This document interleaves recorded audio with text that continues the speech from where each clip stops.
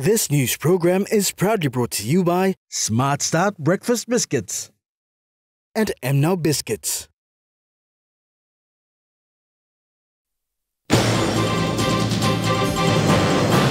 Connect PNG Program disputed.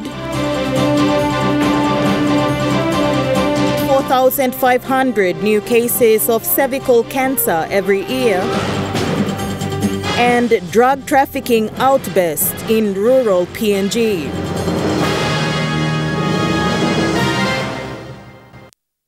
Good evening, you're watching National EMTV News. I'm Grace Papiali. Thank you for joining us.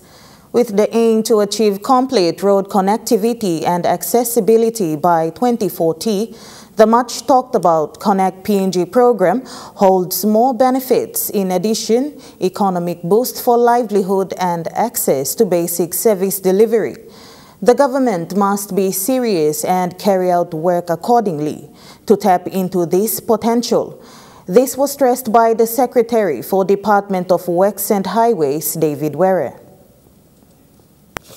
Emphasizing on the estimate total of cost to be over 20 billion kina for the 20-year planned duration of the program, Mr. Were noted ample funding for the Connect PNG program. This included funding from the national government through the annual national budget, the concessional loans from multilateral development partners, and grant financing from bilateral development partners. He stressed that funds must be used as per allocation. So we got enough funding, we just have to organize them. So we hit the priorities. We can't continue to thinly spread and expect big results. So we need to put where the money should go. So we create some impact, some change, some improvements on our road network. So people are enjoying, people are enjoying a better road and become a bit, happier. Mr. Were noted achievements of about 23 bridges upgraded and replaced on the national priority highways and construction of about 362 kilometers of missing link roads, among others thus far, into the first phase of the Connect PNG program. He added that a meeting will be held for review and realignment following the recent launch of the 4th Medium-Term Development Plan. Realigning with the MTDV4, we did a mid-term review. Connect PNG started in 2020. Phase 1 is 2020 to 2027. So we did a mid-term review by this year. David Were made these remarks during the Connect PNG program seminar that took place today in Port Moresby. Natasha Ovoy, National EMTV News. Meanwhile, the Managing Director for PNG Forest Authority, John Mosoro, emphasized confidence in a boost for the Connect PNG program with the official inclusion of the National Forest Authority. He emphasized on the importance of establishing an MOU between the National Fisheries Authority of PNG and the Department of Works and Highways. Stressing on forest being an integral and major component of Papua New Guinea, Mr. Mosoro presented on converting logging roads to national roads under the Connect PNG program. He shared on how the forestry sector play a key role in Connect PNG program. When the Prime Minister put Connect PNG as one of the policy, forestry, PNGFA was one of those government agencies that put our hands up, and we created a section under PNG Forest Authority called Connect PNG on forest roads and bridges in the country. So we try to implement the government policy to getting all our logging projects, realign their roads, looking at Department of Works National Road Plan and realign those plans together. The managing director encouraged establishing an MOU between the National Forest Authority of PNG and the Department of Works and Highways that can enable logging companies to assist in cushioning some of the cost to building the roads. To put forward to everyone here is this, in the logging industry, we have big logging companies currently out in the country. Rather than we get contractors going in, the government spend money, the forestry, the logging companies, they are willing to assist the government in building these roads at their own costs. He went on to mention that it was very important that PNG FA has an MOU with the Department of Works and Highways so that information can be shared in order to implement the Connect PNG policy as partners. The managing director also mentioned that a draft of the MOU has already been established and is with the Department of Works and Highways for further consultation. Natasha Ovoy, National EMTV News. The 4 common women cancers in Papua New Guinea today are cervical cancer, breast cancer, ovarian cancer, and endometrial cancer. Cervical cancer being the most common sees 4,500 new cases in PNG every year. This was revealed by Dr. Matthias Sapuri, Senior Consultant Obstetrician and Gynecologist at Pacific International Hospital in Port Moresby. This morning, management and staff of NES Fund in Port Moresby gathered to hear an important awareness on women cancers in the country. This session was led by Dr. Matthias Sapuri. And there are 3 different stages of the cancer. Unfortunately, in PNG, we see the number stage 3 and stage 4 cancers, not too many 1s and 2. But if you come into 1 and 2, we get surgery done, you'll be okay. But if you come in 3 and 4, it's a bit too late. So you may have cancer surgery in 3A, but the rest of it will be radiotherapy or chemotherapy. Unfortunately, we don't have radiotherapy in PNG at the moment, so that's become an issue for us. But thankfully, POMGEN is setting up the linear accelerator for the radiotherapy services, which will be available hopefully by the end of next year. Annually, about 1,800 women of the 4,500 reported cases die from the most common cancer, which is cervical cancer. So it's a big challenge for us. And for women, the message is look out for bleeding, unusual bleeding, discharge or pain in the tummy. See your doctor immediately if you have symptoms. But most importantly, they must do a pap smear every 2 years. And if you're a young girl between the ages of 9 and 26, you can get Gardasil vaccine. Gardasil vaccine is available on PNG, and if you get the vaccine, you get 3 doses altogether, will give you 99.99% protection. Human papilloma virus, or HPV, is the virus that causes cervical cancer. A very good vaccine, and I urge all young women, you can get the vaccine up to the age of 47. So as long as you're HPV negative and you get the vaccine, it'll protect you. The other 3 common cancers are just as deadly as cervical cancer. My general message to women in PNG is that get a pap smear regularly, do a mammogram or a breast ultrasound regularly, do a scan to look for any cancers in the female organ, do a pap smear regularly, and if you're at the age of getting the Gardasil vaccine, get the vaccine between the age of 9 and 26. If you're above 26, do a HPV test, and if it's negative, you can still get the vaccine. Amanda Ilaitia, National EMTV News. Meanwhile, Chief Executive Officer of NES Fund, Rajiv Sharma, highlighted the importance of cancer awareness in Papua New Guinea. He further alluded that NES Fund being a part of PNG Cancer Foundation, this is a way of placing the spotlight on educating people on cancer. At NES Fund, we have within HR a culture and wellness division, basically. We look after the wellness part of the whole organization, and such promotion and discussion and presentation by the doctor was part of that, to educate our staff members regarding this cancer and various types of cancers, and again, how to deal with it, basically, at what stage you are in, what to do, when to approach doctor, not to approach doctor, or basically what could be the various options you have. And as we said, doctor, like first time I heard two things that, like Pepsimir, if injections are taken on time, then curability at 99.9%. So that was educating for me. Local drug traffickers have been operating in rural parts of PNG for years now. With limited to non-police presence along the hinterlands of the country, local, including women, carry these drugs and walk for days to reach Daru in the Western Province to sell.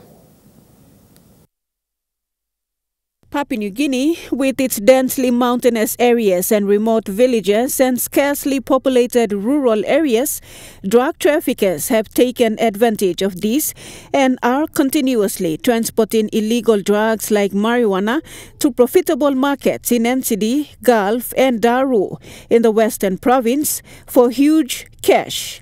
We spoke to a local from Lagai village of Ward 14 in Miniamia in rural Morobe via telephone today, and he says this is a lucrative business that sees men, women and children partake in.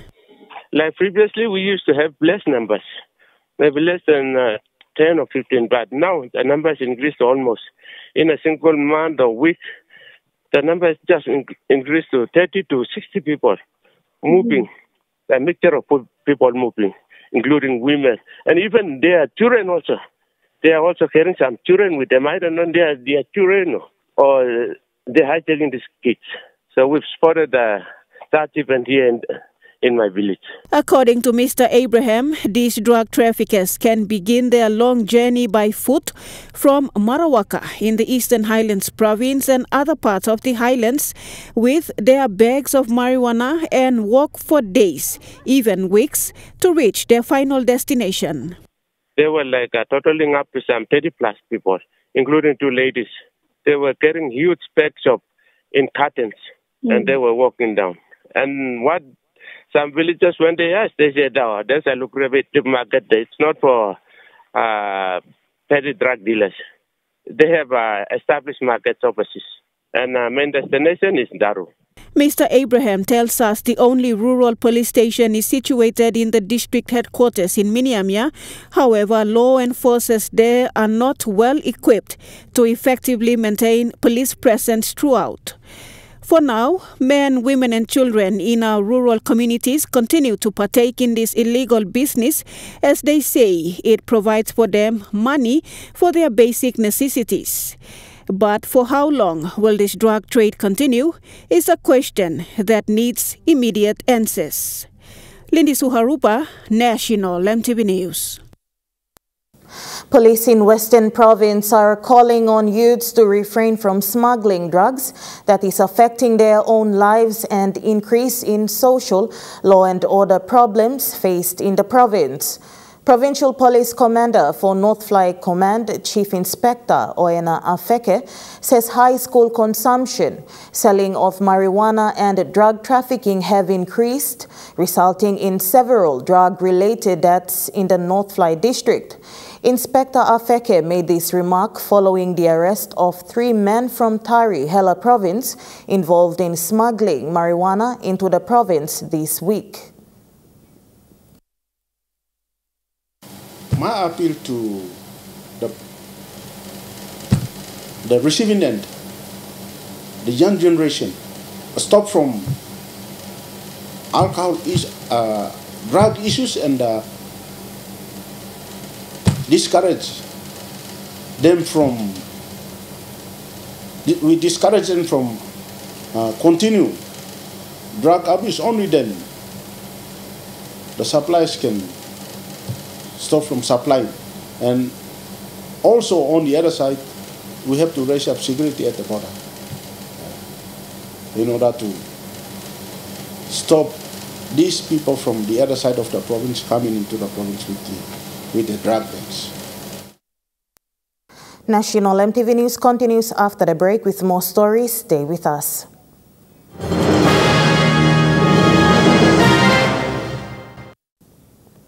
You're watching National MTV News.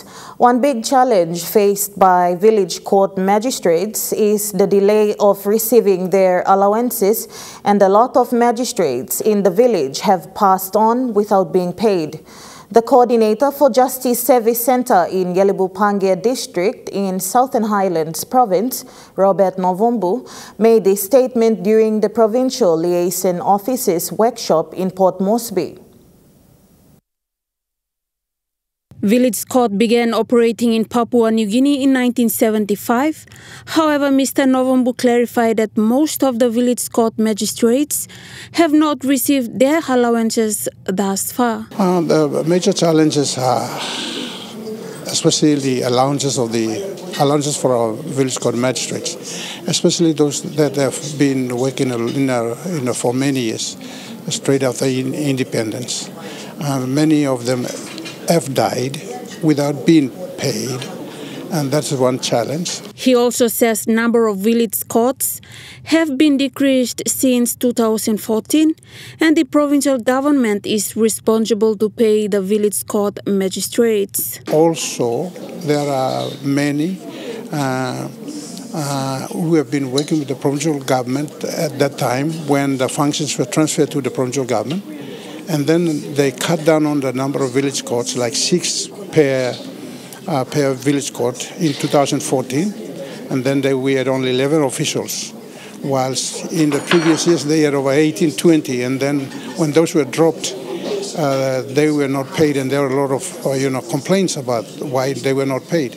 Most village courts are located in outlying rural areas where village court magistrates face a lot of challenges due to the geographical location. This was further explained by Acting Secretary for Justice and Attorney General. Some of our village court officials are located in the most remotest part of the country where it's a challenge in terms of maintaining the rule of law. So for them, the demand for resources would be much higher. They might be required to go on boats, go on four-wheel drives into remote areas.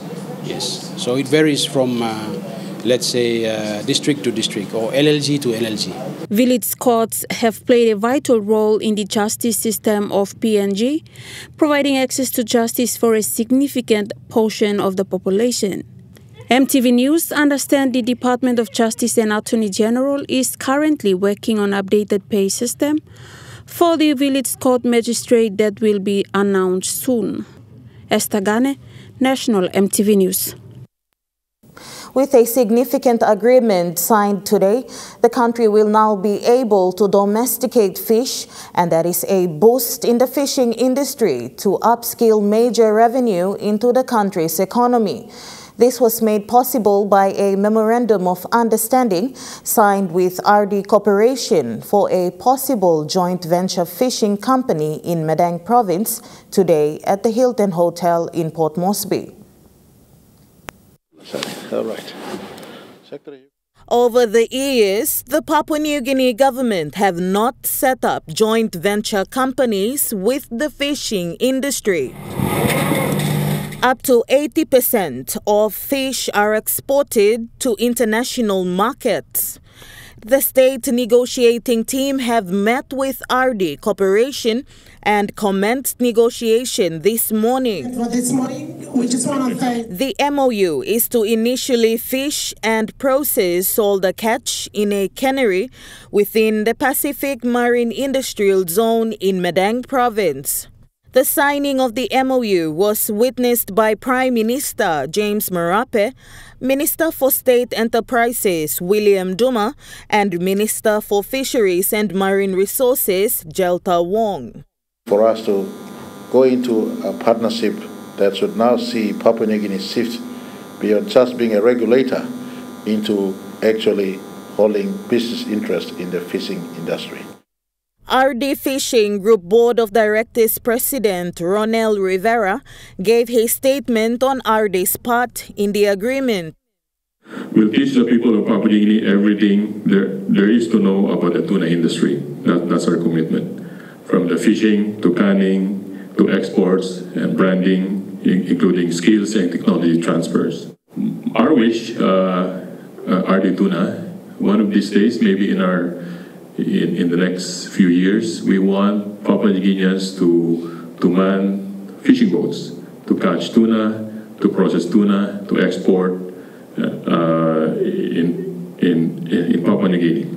Minister for International Trade and Investment Richard Maru described this initiative as an historical one for the Marape Rosso government. When we have as a country being rent collectors by giving licenses to fishing companies to come into our waters, fish, and take 80% of our catch to canneries and processing plants in other countries. We have not even learned to fish in commercial fishing boats. We have no master fishermen. Effectively, our country has been a rent collector and a spectator in this very important resource industry for a very, very long time. The signing of the MOU was done by the Acting Secretary for the Department of International Trade and Investment, Jacinta Warakai Manua, Kumul Consolidated Holdings, National Fisheries Authority, and RD Corporation. Papua New Guinea government has opened up to the Western Pacific Island countries by allocating land in the special economic zones in the country for Pacific fish catchers to work in. This was alluded to by Prime Minister James Marape today during the signing of a joint venture agreement between the state and RD Corporation.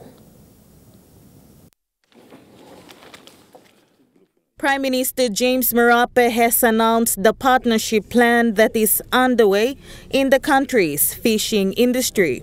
Business and investment perspective, the National Fisheries Authority is looking at reform, sifting away. We will sift away and separate regulations and regulatory requirements, and we will also have a business subsidiary under cabinet instructions. The Capital Fisheries Limited has been established already as our state subsidiary to deal with business ventures going forward, and they will work with Kumul and all other state-owned enterprises to bring our balance sheet up to speed so that we become also an active player in business, not just with this joint venture, but also other business going forward. Prime Minister James Marape has announced that state subsidiary called Capital Fisheries Limited has been established to monitor fishing operations in the country. Mr. Wong has just returned from a Pacific Fisheries Ministers Conference in Marshall Islands. Our conversation has been that we have land in PNG to offer for all Pacific catches to come into PNG for processing and for them to mark as their own country. Marshall Island fish, Nauru fish, Kiribati fish, and they could export. But we're working with our small island states who may not have necessarily land because they're small island countries. We will give them land, whether in PMIZ that Minister Maru and his team has custody over, or in other special economic zones in Eastern Britain, in New Ireland Province, in Manus Province, in East Sepik. We will ensure we have land made available for our Pacific Island. Prime Minister Marape further elaborated. This industry has been a sleeping giant untapped in the past, and I am happy with Minister Maru's vigor and patience, Minister Wong's commitment to the task. Both of them will receive full support by the rest of us in Cabinet to ensure this vision to bring all catches from sea in the Western Pacific and PNG waters come into PNG. Kerema town in the Gulf Province will soon have an established modern health facility equipped with advanced diagnostics and daycare. This comes after a recently signed public-private partnership agreement between Gulf Provincial Government and Pacific Private Hospital. This PIH Medical Center in Kerema will also provide services to the clients from the resource sector, thereby ensuring its sustenance and simultaneously provide subsidized services to the public patients. Chief Executive Officer for PIH, Colonel Sandeep Shaligram, says they look forward to serving the people of Gulf Province. The clinic also needs to serve the public patients. And also if services break down at the government public system, then they should supplement, like for X-ray or the lab services, they should supplement. Governor for Gulf Province Chris Haiveta expressed how important this project is for his people. It's going to be beneficial to us because that's an alternative health care to a very bad service that we have that the PHA is providing to the people of Gulf, for which myself and Honourable Member, Vice Minister, two of us have been very vocal about, but not much has changed. So in my view, this is a service for the people of Gulf, and of course we discussed that it will be it'll be cheap. People will go there, they get diagnosed, and of course you will provide back-to-back. Thomas Opa, the member for Kerama, reiterated that this development will give his people access to quality health care. Those facilities will also be utilized by our people as well. And this partnership forges that relationship going forward, and we are happy. We are very happy to stand with our governor to see this to fruition. Amanda Ilaitia, National EMTV News. And now looking at the NESFund market report, the Kina closed unchanged at $0.2800 US in the interbank market. At Bank South Pacific, your Kina was buying $0.2725 US, $0.3923 Australian dollars, $0.2349 euro, 37.21 Japanese yen. Looking at commodity prices at New York closed, gold is trading higher, coffee closed higher, cocoa closed higher, copra closed lower, palm oil closed lower, crude oil is trading higher, copper closed higher. And on the stock market, the Dow Jones closed higher, the ASX 200 is trading higher, the All Ordinaries is trading higher. National EMTV News continues after the break with more stories. Stay with us.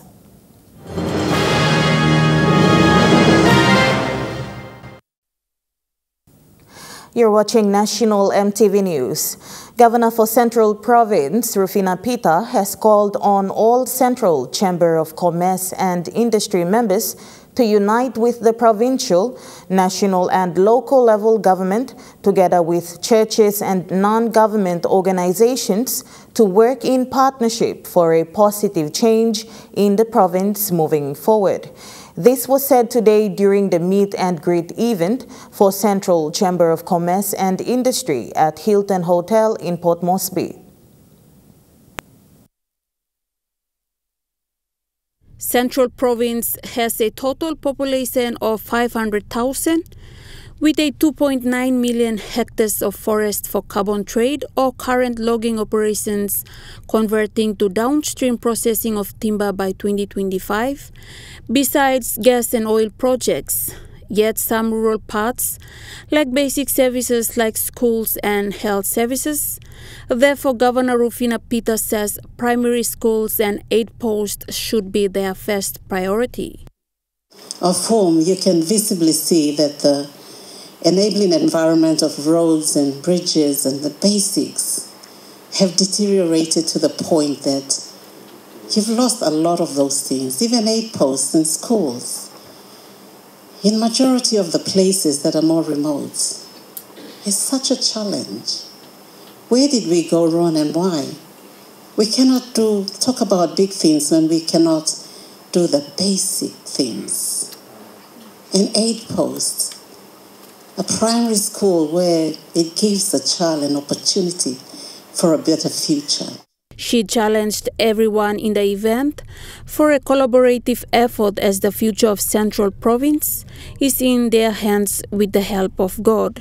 My vision, there are three main things I can pull out. Firstly, a united Central Province. Secondly, transformation of Central Province into a prosperous Central Province for the benefit of everyone, including the majority of rural people. So I guess in those two, in the slogan, in the vision that I have, unity first, because if we are not united, we cannot make it happen. We need to be united. Central Chamber of Commerce and Industry is keen to partner with Central Provincial Government through Central Governor's Office and her administration to bring tangible economic development to the province. This was announced by President of Central Chamber of Commerce and Industry, Linda Paru. We also express our interest to work closely with the Special Economic Zone Authority to open a free trade zone to encourage foreign direct investment into Central Province and look at the support of Honourable Minister Maru for Department of International Trade and Investment for this particular partnership. Central Chamber of Commerce and Industry is a network of business owners coming together to network with each other and to help guide business legislation in the Central Province. Esther Gane, National EMTV News. Anga Provincial Administrator Sunday Saka yesterday hosted a dinner for the participants in the 32nd Senior Education Officers Conference in Wabeg, Anga Province. The occasion was hosted at the Anga Takeanda Amphitheatre and Museum. After a week of the Education Officers Conference in Wabeg, all the participants were ushered in for dinner last night. And impressed Dr. Combra, whilst applauding Angans for their hospitality, said he was impressed with the education institutions being given prominence in the province. All this week we have been so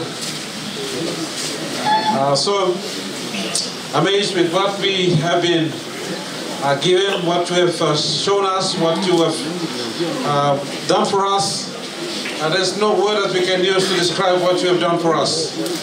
On behalf of the delegates that are here, we just say thank you.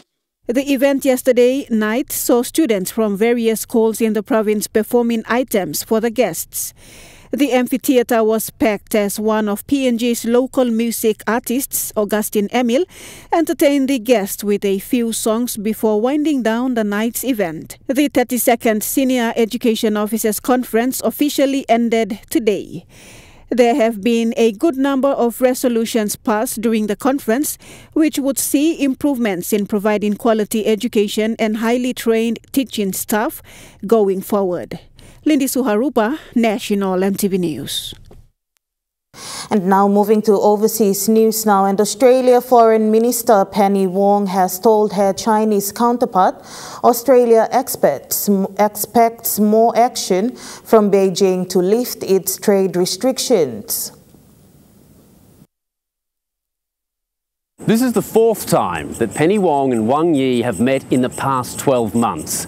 They are very familiar to each other as counterparts, and this meeting came as questions are increasingly being asked about whether it's appropriate for Prime Minister Anthony Albanese to travel to Beijing later this year. The trip would symbolise the Australia-China relationship improving, but there are still many unresolved issues. And Penny Wong said her talks with Wang Yi were candid. It was a frank conversation, and it was a conversation in which a number of issues were raised, certainly in relation to trade impediments. I acknowledged the progress we have seen in recent months and reiterated our expectation that this progress continues. On trade, there's been a bit of a setback this week. Back in April, Australia agreed to drop a challenge at the World Trade Body against the crushing tariffs that China imposed on Australian barley. In exchange, China pledged to review those tariffs over 3 months. The expectation was it would lift them because Australian officials were otherwise very confident of winning at the World Trade Organization. But this week, the Chinese government says it needs at least another month. Now, some Australian exports like coal and timber have been able to get back into the Chinese market, but on others, things like wine and lobsters, there's basically been no movement. I asked Penny Wong if she believes the Chinese government has genuinely been making efforts to improve the relationship with Australia. National MTV News continues after the break with Trukai Sport. Stay with us.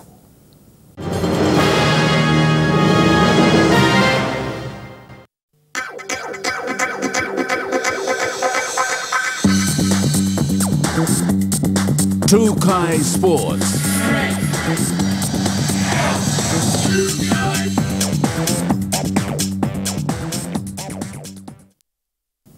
Welcome to Trukai Sports.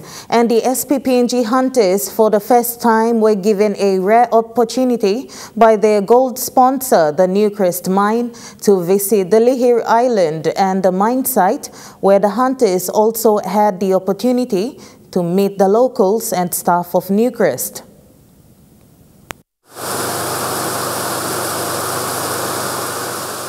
Now the SPPNG hunters, after successfully arriving here in Lihir Island despite the wet weather conditions, the SPPNG hunters and the Newcrest Administration Board made their way here to the Newcrest International School, where the SPPNG hunters got together with the parents and teachers as well as the young children to have a bit of a mingle with the SPPNG hunters and to see SPPNG hunters face to face here at Lihir Island. Now, it was after this event that some of the SPPNG hunters, especially the captain and the CEO for PNG Hunters, met with the local rugby league clubs and president to discuss some of the issues that the club has been facing and how they can better the competitions here in Lihir Island. Now, from here, the SPPNG hunters also made their way to one of the biggest processing plants in the country, the Newcrest processing plant, where the hunters were given first-hand look into how the Newcrest mining operations take place at the processing plant site. From there, the SPPNG hunters were also taken up to the mine pit to also do a blasting. Despite the wet weather conditions, the hunters were unable to do the blasting. But despite the wet weather, the hunters were still able to go up to the mine site and see the pit as well.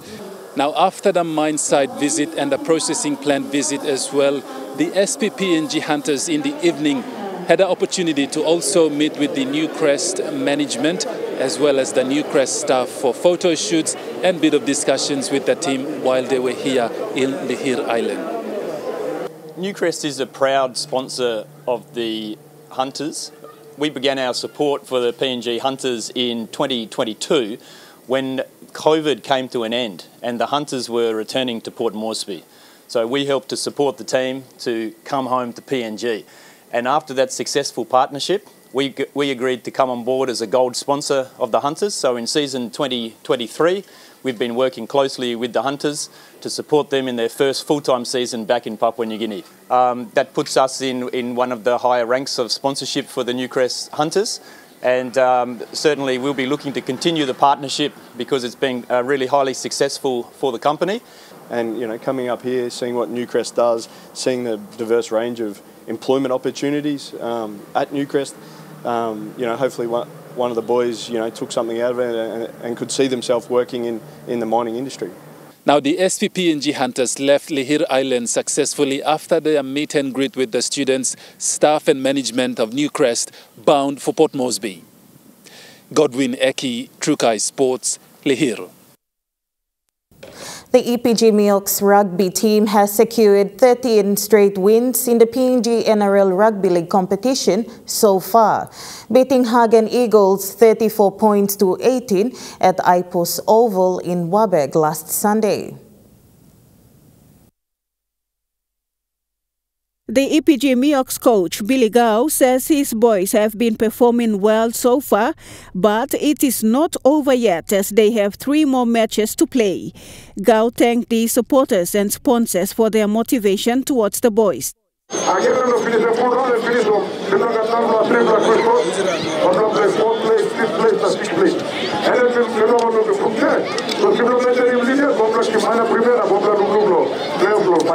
Meantime, one of the hard-working persons behind the EPG Anga Milk's team is their trainer, Nathan Anjo.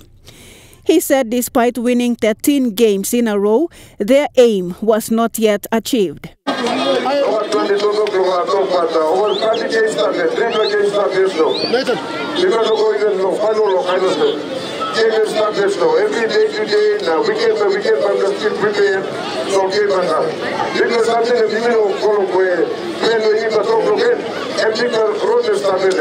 Meantime, unlike other teams, the EPG Anga Milk has local business houses in Wabeg supporting the team by presenting cash incentives to the team members and hard-working players. Round 14 matches will be played on the 22nd and the 23rd of July. The EPG Anga Milk is set to take on the Port Moresby Vipers on Sunday, July 23rd at the Santos National Football Stadium in Port Moresby. Lindy Suharupa, Trukai Sports. Trukai Sports continues after the break. Stay with us. Trukai Sports. Welcome back to Trukai Sports. Moving to overseas sports news now, and in AFL, Sydney Swans' Tom Pepley has kicked 4 goals on his birthday to help his team secure a 2-point victory over the Western Bulldogs.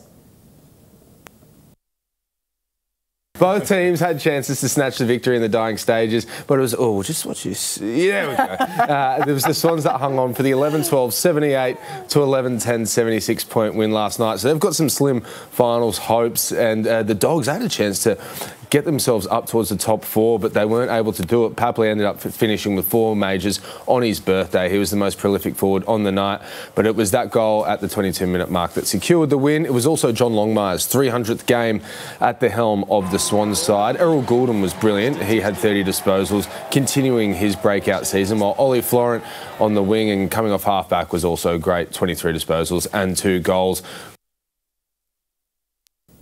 In tennis, Ons Jabeur and Marketa Vondrousova will both be facing off in the Wimbledon finals after winning their respective semi-finals. Jabeur won her match the hard way. She had to come from a set and a break down to defeat the big-hitting Zabalenka in 3 tight sets. That books her 2nd straight appearance in the final at the All England Club. She's looking to be the first Arabic winner at Wimbledon. Meanwhile, Vondrousova, she cruised through her clash with Elena Svitolina in straight sets, defeating the Ukrainian comfortably, dominating both sets, playing bigger tennis than her opponent. They're tied at 3 wins apiece in their overall head-to-head. But Vondrousova has beaten Jabeur both times this year at the Indian Wells and at the Australian Open. So it'll be interesting to see how it goes in the final. And that ends Trukai Sports. The Money Plus weather report is next. Stay with us. Trukai Sports.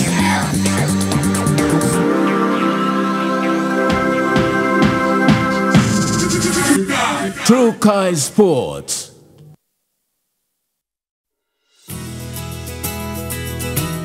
This weather update is proudly brought to you by MoneyPlus, with you always. The weather forecast for the next 24 hours in the southern region: Port Moresby City and Popondetta, mostly fine. Daru, partly cloudy and windy. Kerema, partly cloudy with brief showers. Alatau, partly cloudy with some showers and possible thunderstorms. In the Momase region, Lae City, cloudy periods with few showers. Madang, mostly fine. Wewak, partly cloudy with possible brief showers. Vanimo, partly cloudy with few showers and possible thunderstorms. In the New Guinea Islands region, Lorengau, some showers and possible thunderstorms. Kavieng, few showers. Kokopo and Rabaul, mostly cloudy with a shower or 2. Kimbe, mostly fine, partly cloudy. Buka, cloudy with some showers and possible thunderstorms. In the Highlands region, Mount Hagen City, cloudy periods with chances of brief showers. Goroka and Kundiawa, partly cloudy with chances of brief showers. Mendi and Wabek, Partly cloudy with possible few showers.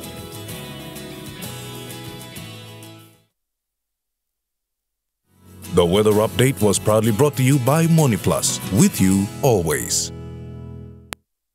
And that wraps up the news, sports and weather for Friday, the 14th of July 2023. From all of us here, pleasant viewing. Good night.